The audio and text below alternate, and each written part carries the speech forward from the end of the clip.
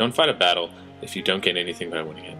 These are a few famous words spoken by General Erwin Rommel during World War II. He started off his military career by winning the Iron Cross for his bravery during World War I.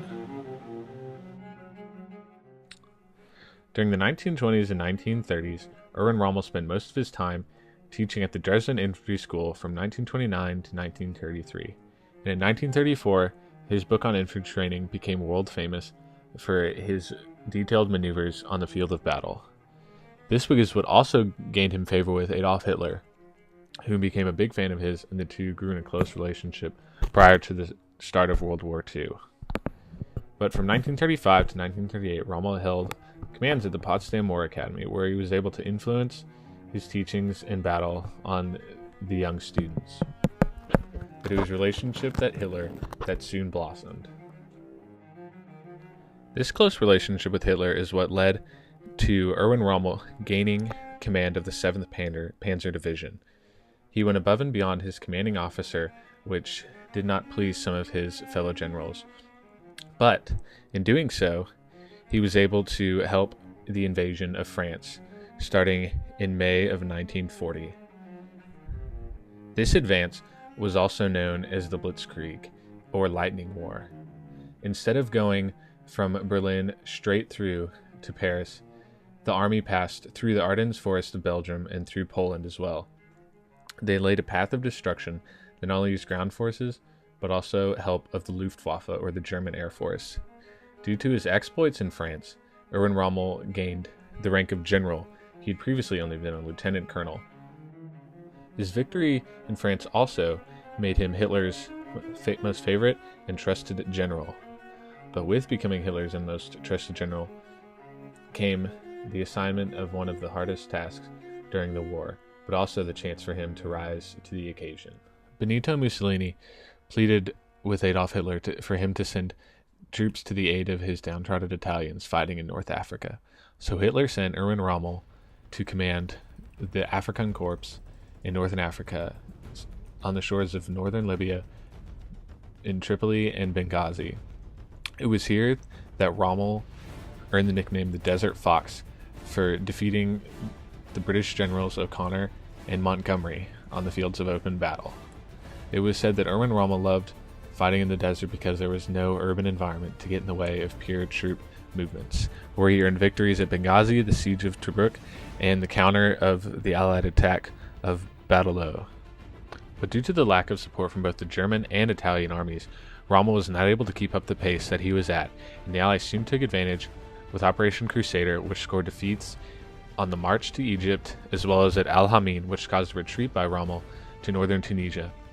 But even in retreat, Rommel still used the tactics that he had taught for so long. He set booby traps and also did the Scorched Earth, which destroys anything that was left behind so that the Allies could not take anything as their own. After this defeat, Rommel was sent to northern France to prepare the defenses against the Allied invasion. Rommel arrived in northern France on November 21st, 1943, to tour the defenses along the coastline. He started to beef up the defenses because he felt like an amphibious attack in northern France was imminent.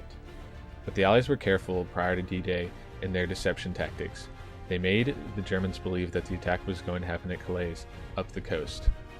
Another downfall of the Germans on D-Day was that Erwin Rommel, along with other high-ranking generals, were on leave, so that there was no leadership for the troops along the coast as the Allies continued to invade and push forward.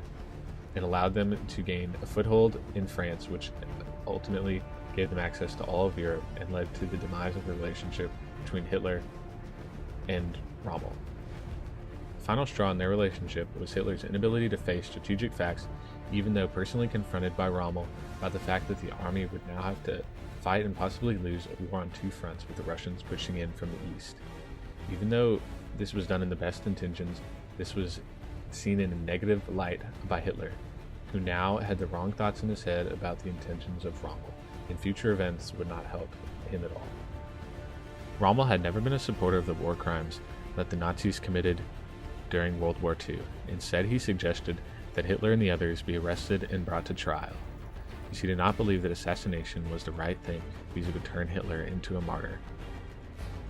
But in the autumn of 1944, Hitler discovered that Rommel was plotting against him, and on the 14th of October, Rommel was visited by two generals who had been sent by Hitler with an ultimatum: suicide with a state funeral and protection for his family, or trial for high treason. Erwin Rommel took the cyanide capsule, and officially it was stated that he had died of a heart attack. Following his death, Rommel was given a state funeral with full military honors and was even accompanied by Hitler's wreath throughout the funeral. His abilities as a general and also the character he had as a man earned him the respect of his adversaries. Winston Churchill had this to say about him: "He also deserves our respect because although a loyal German soldier, he came to hate Hitler in all his works and took part in the conspiracy to rescue Germany by displacing the maniac and tyrant. For this he paid the forfeit of his life. In the somber wars of modern democracy, there is little place for chivalry."